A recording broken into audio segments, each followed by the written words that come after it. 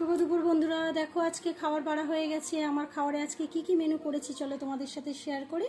এই যে তোমাদের দাদা ভাইয়ের থালা, দেখো থালায় প্রথমেই রয়েছে সাদা ভাত, আর এটা হচ্ছে আলু দিয়ে বেসন দিয়ে বড়া করেছি।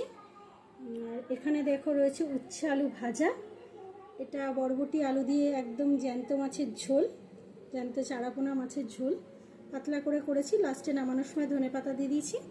আর এখানে রয়েছে আমের চাটনি, এটা আজকে করিনি, এটা কালকের চাটনি।